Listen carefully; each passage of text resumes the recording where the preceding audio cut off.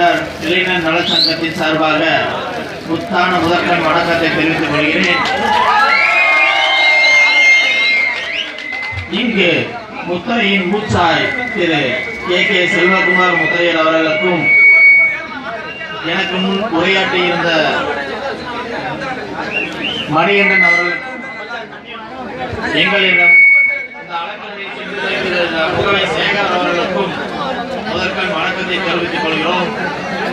நாம் முப்பெரும் வம்சத்தார் என்று நீங்கள் கூறுகிறீர்கள், அது உண்மைதான். மேலும் நாம் ஐம்பெரும் வம்சத்தார், காவிலன், பூவிலன், முத்தரையன், வேடன், மாவிலன் என்ற ஐம்பெரும் பிரிவினர். நாம் இந்த முத்தரையர் என்ற ஒரு பிரிவினை 25 பிரிவுகள் சொல்கிறீர்கள் என்றால், இது மாதிரி 5 பிரிவுகளும் கிட்டத்தட்ட நாம் 500 பேருக்குட்பட்ட பிரிவுகள் உள்ளோம்.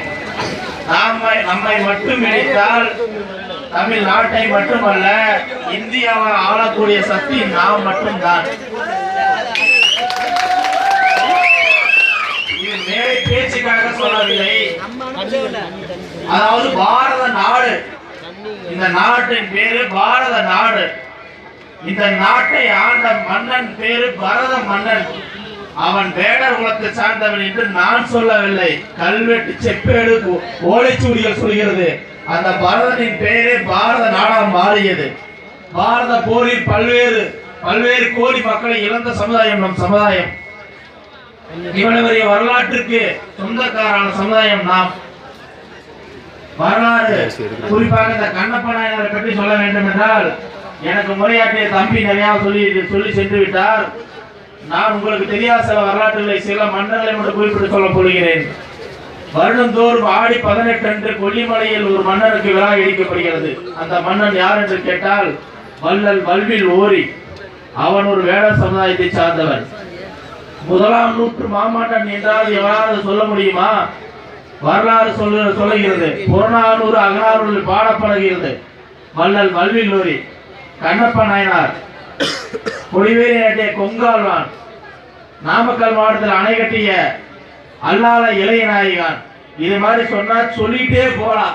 எங்க எடுத்தாலும் மன்னன்னு சொன்னா அது நாம மட்டும்தான், வேற எந்த நாயும் கிடையாது.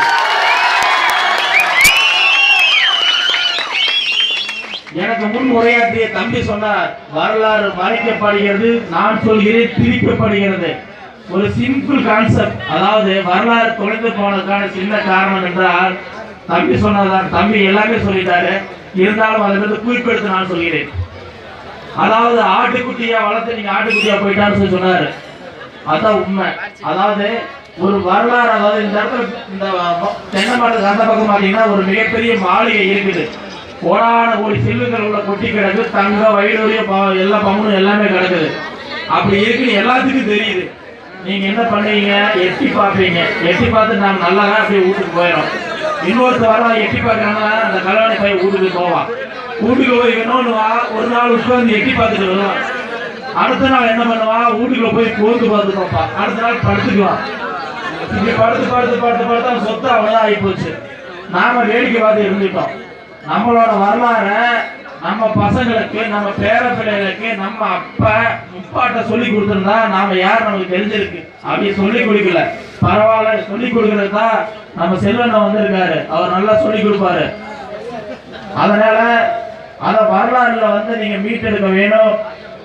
அதாவது ஒரு சமுதாயம் வெளிச்சி பெற வேணும்னா, ஒரு சமுதாயம் முன்னேறனா ஒரே ஒரு 3 விஷயம் மட்டும்தான். முதல் கல்வி. கல்வியில நீங்க சிறப்பா வந்துட்டீங்கன்னா அதாவது ஒரு கலெக்டராகவோ, ஒரு தாசில்தாராவோ, ஒரு டெப்டி கமிஷனராவோ, இல்லை ஒரு எஸ்பியா வந்துட்டீங்கன்னா உங்க சமுதாயத்துக்கு நீங்க என்ன வேணா செய்யலாம். ஒரு ஒரு கேஸ் வராங்கன்னா அந்த கேஸ் இருந்து போலீஸார் தான் தடுக்கலாம். ஒரு விஓவா இருந்தீங்கன்னா உங்க பட்டா சட்டை எடுத்து கொடுத்து உங்க மசலுக்கு ஹெல்ப் பண்ணலாம். ஒரு கலெக்டரா இருந்தா என்ன வேணா பண்ணலாம், ஒரு மாவட்டத்துக்கு என்ன வேணா பண்ணலாம். அது மாதிரி கல்வியில நீங்க முன்னேறுங்க. அடுத்தது 2வது தொழில். இன்னைக்கு தொழிலதிபர் உலகத்தில் தெரியும்னா ஒரு எஸ்பி சொன்னா தெரியும், கலெக்டர் சொன்னா தெரியும். அடுத்தது தொழிலதிபர். அங்க எடுத்துட்டா இஆர்சி ஆர்பிபின்னு சொல்லுவாங்க, இங்க எடுத்துட்டீங்கன்னா பிஆர்டி சொல்றாங்க. அது மாதிரி நீங்க தொழில முன்னேறுங்க. 100 ரூபாய் போட்டு ஒரு சின்ன தொழில் பண்ணாலும் சரி, அது உங்க அதாவது நீங்க அதுக்கு முதலாளி. கை கட்டி எவன்ட்டி போய் முத்தரை எவன்ட்டி போய் வேலை செய்யாதீங்க. இன்னைக்கு உறுதிமொழி ஏத்துக்குங்க. 100 ரூபாய் ஓட்டு கடை வச்சாலும் அந்த கடைக்கு நீ தான் முதலாளி.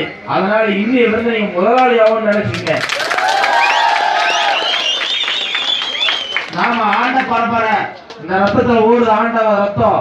அதனால நாம எவனுக்கு எவன் கையில கையடி வேலை செய்யணும் அவசியம் நமக்கு கிடையாது. வரலாறு மறைக்கப்பட்டிருக்குது. மறைக்கப்பட்டதுனாலதான் இன்னைக்கு நம்ம ஏதோ ஒரு மாதிரி செஞ்சுட்டு இருக்கீங்க.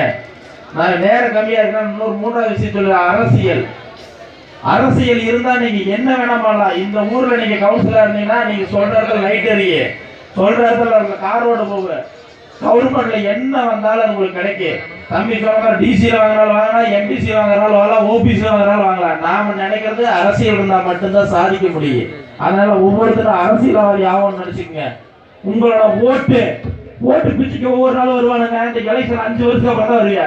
ஒன்னா எம்எல்ஏ எலெக்ஷனு, எம்பி எலெக்ஷனு, இந்த ஊராட்சி எலெக்ஷன் வந்துட்டு உங்களுக்கு பிடிச்ச மாதிரி பேசி உங்க ஓட்டை வாங்கிட்டு போயிடுவான். முத்திரைய ஓட்டு முத்திரைக்கு நீங்க என்னைக்கு நீங்க முடிவு பண்றீங்களோ அன்னைக்கு தான் உங்களுக்கு முடிவு வரும்.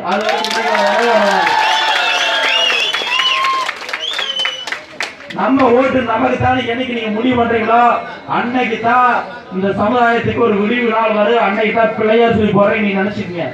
அதனால கண்டிப்பா வரக்கூடிய எலெக்ஷன்ல உள்ளாட்சி தேர்தல் வரப்போ கண்டிப்பா வார்டு மெம்பருக்கு நில்லுங்க, வார்டு கவுன்சிலருக்கு நில்லுங்க, வார்டு தலைவருக்கு நில்லுங்க, மாவட்ட ஊராட்சி குழு உறுப்பினர் சொல்லி மாவட்ட கவுன்சிலருக்கு நில்லுங்க. எந்த பதவி இருந்தாலும் 10 பேர் இருந்தாலும் 10 பேர் என்ன 10 ஓட்டை வாங்கி கேட்டுங்க. சரி, ஒரு ஆள் 10 பேருக்கு ஓட்டை வாங்கி கேட்டுங்க. கண்டிப்பா நம்மளால கண்டிப்பா முடியும். இன்னொன்னு சொல்லிக்கிறேன், அதாவது பிரிவுகள் வழியா அங்க இருந்தீங்கன்னா காட்டு வெட்டுவர், கரைய வெட்டுவர், பட்டாளி வெட்டுவர் என்று சொல்லுவாங்க. இங்க எடுத்துட்டு எப்படி இருக்கிறோம், டிஎம்கே முத்திரையர், ஏடிஎம்கே முத்திரையர், பாமக முத்திரைன்னு போனீங்கன்னா முத்திரை எவன் மதிப்பியா சொல்லுவாங்களா? ஒருத்தரும் மதிக்க மாட்டேன். அதனால ஐயா கோலிட்டு சொல்ற நம்ம செல்வகுமார் சொல்ற இடத்த நீங்க பூர்த்தி செய்யணும். அவர் சொல்றதை செய்யணும்.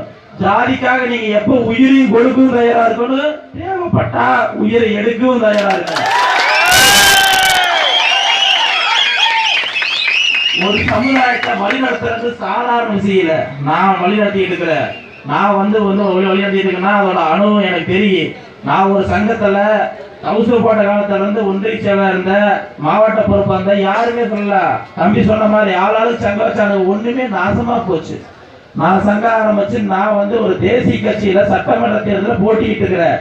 தனிப்பட்ட முறையில ஒரு எம்பி அரசை சந்திச்சிருக்கிறேன். இது மாதிரி அரசியல்ல எல்லா இடத்துக்கும் நான் போயிருக்கேன். தேசிய தலைவர் கூட என்னால பேச முடியும். இங்க இருக்கிற எல்லா தமிழ்நாடு தலைவர் ராஜ்கோண்ட் சொன்னா தெரியும். அந்த அளவுக்கு நீ போயிருக்கா. ஒரு சமுதாயத்தை வழிநடத்துறதுக்கு பல்வேறான இடர்பாடுகள் வரும். உன்னை தொட்டு வா கும்பிடு வா, தம்பி சொன்ன மாதிரி எதை சொல்ற, உன்னை எப்ப தாக்கப்படுறையோ அன்னைக்கே உன்னோட வளர்ச்சியின் முதல் பிள்ளையார் சொல்லி. அதனால ஜாதிக்கு கண்டிப்பா வாங்க, அது என்னன்னாலும் பாத்துக்கலாம். அதான் சொல்றல, இங்க பாதுகாக்க 12 மாவட்டத்துல இங்க அமைப்பு இருக்கு. அந்த பேருக்கு எடுத்தீங்கன்னா 32 மாவட்டத்துல கொங்குநாடு வேட்டுக்கொண்ட இருக்கு. சரியா? இங்க ஒரு கல்லு முத்திரை மேல பட்டுச்சுன்னா கொங்கு மண்டல கொந்தளிக்கு நீங்க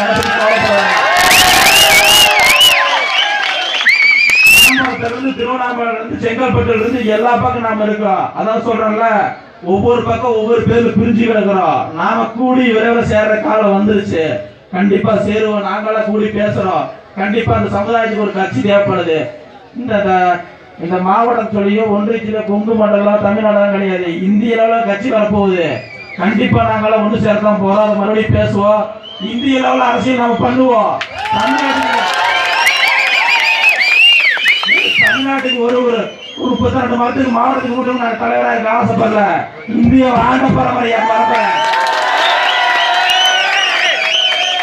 இந்தியாவை ஆள போற பரம்பரை நம்ம பரம்பரை. அதுக்கு சும்மா இது சும்மா கோஷங்கள் இட்டாலோ பண்ணாலோ கிடையாது. இன்னைக்கு நாங்க போடுற இந்த ராஜ்கவுண்டுங்கிறது ஒரு சின்ன கதை. செல்வகுமார் ஐயங்கிறது போடுற கதை. நான் முதலமைச்சர் ஆக முடியாது, அவர் முதலமைச்சர் ஆக முடியாது, அவர் பேராவலாம், என் பேராவலாம், என் பையாவலாம். கண்டிப்பா உங்களோட பையனை இந்த இடத்துக்கு இதே தொகுதிக்கு எம்எல்ஏ ஆவா, மந்திரி ஆவா, மாவட்ட செயலராவா, எல்லா கட்சியிலும் நம்ம வர முடியும். அது எப்ப முடியும் நீங்க கேட்டுக்கங்க. உங்களோட அந்த உணர்வு வேணும். ஒரு ஜாதி நம்ம சாதிக்கார ஒரு இடத்துல சின்னதா ஒரு விஷயத்துல பாதிக்கப்படுறானா அந்த இடத்துல 10 பேர் போய் ஒன்று கூடியவனா அவனை எப்ப காப்பாத்துறீங்களோ அப்பதான் நம்ம சமுதாயம் காக்கப்படும். இந்த சங்கமெல்லாம் எதுக்கு ஆரம்பிக்க நீங்க நினைச்சுக்கிறீங்க?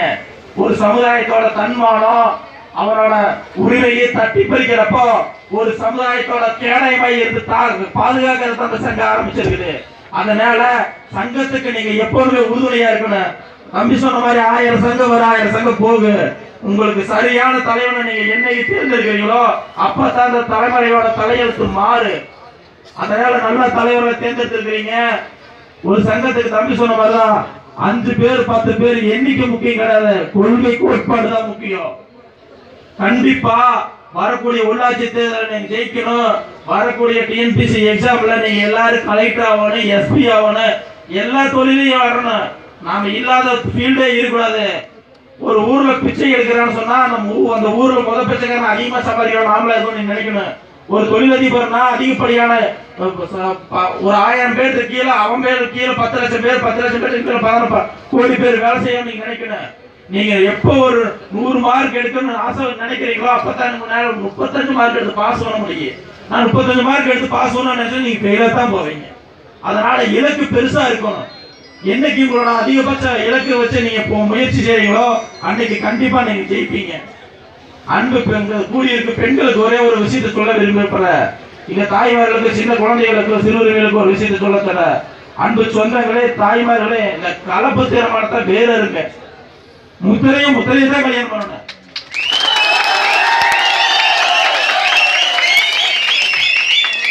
நம்ம பசங்க நல்லா படிச்ச பசங்க எத்தனையோ பசங்க இருக்காங்க, பொண்ணுங்களும் நல்லா படிச்ச பொண்ணுங்க எத்தனையோ பசங்க இருக்காங்க. கலப்பு தீர்மானத்தை நாம என்னைக்கு வேறு இருக்கிறோமோ அப்பவே நம்ம ஜாதிக்கார ஜெயிச்சுட்டாயா.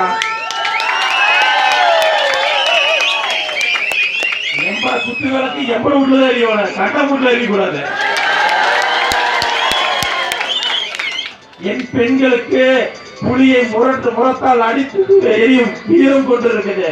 அது கண்டவனுக்கு போயிடுச்சுன்னா எங்க வீட்டுல யார புலியை அடிச்சு வந்துட்டு சொல்லுவாங்களா? அதனால கண்டிப்பா கலப்பு திருமணத்தை தடுக்கணும். பெண்கள் தான் நாட்டின் கண்கள். கண்டிப்பா நீங்க நல்லா படிச்சு முன்னேறினா கண்டிப்பா நம்ம சமுதாயம் முன்னேறு. தனிப்பட்ட மனிதனின் வளர்ச்சி ஒட்டுமொத்த சமுதாயத்தின் வளர்ச்சி. நீங்க இந்த மழையிலையும் பார்க்காம கொட்டும் மழை முழுக்கத்தோட எனக்கு வரவேற்பு தந்ததற்கு குங்குநாடு வேட்டை கொண்டு நலச்சங்க சார்பாக மறுபடியும் ஒரு நன்றி தெரிவிச்சுக்கிறேன். மழை வெள்ளம் என்று பாராமல் இந்த கூட்டத்தை அப்படியே கலையாம கூட்டம் அதிகரிச்சுட்டு தான் இருக்கிறது, குறையாது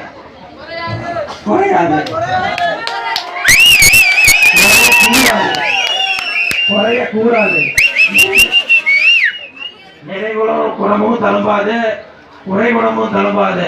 நாம எப்பவும் நிறைகுணமா இருக்கணும்.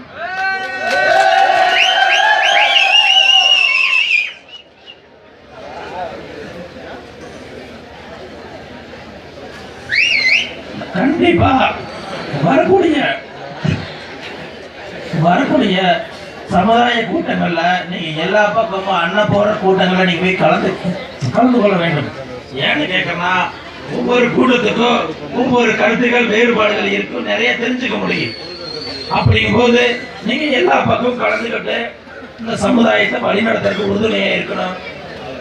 பொருளாதாரம், அதாவது பாத்தீங்கன்னா நம்ம நினைக்கலாம் அண்ணனே எல்லா பொருளாதாரம் கொடுத்துட்டு எல்லா ஊர்ல கிளை ஓபன் பண்ண முடியாது, மாநிலம் தள்ளி போக முடியாது, மாநிலம் கடந்து போக முடியாது, மாவட்டம் கடந்து போக முடியாது. தலைக்கு ஒரு உண்டியை மீட்டி கொண்டு வச்சுங்க, என்ன 1 ரூபா போடுங்க. 1 ரூபா அந்த சமுதாயத்துக்கு முத்தரை இருக்காங்க எழுதி வச்சு என்ன 1 ரூபா போட்டு ஒவ்வொரு வருஷத்துலையும் 360 நாள் முடிஞ்சிருங்க ஊர் வாரியா கொண்டு போய் ஒரு குடும்பத்து சார்பில் பேச்சாளர் கொடுத்து அதை தலைமைக்கு சேர்த்துனீங்கன்னா கண்டிப்பா அந்த சமுதாயத்தை ஆண்ட பரம்பரையை கண்டிப்பா மீண்டும் ஆள வைக்க முடியும். அவர் ஒரு 50 வருஷம் இருக்காருன்னா நான் ஒரு 50 வருஷம் இருக்கா செத்து போயிட்டோம்னா மறுபடியும் வர என் பையன் பேர அதே மாதிரி கொண்டு போக சொல்ல முடியாது. சரியா?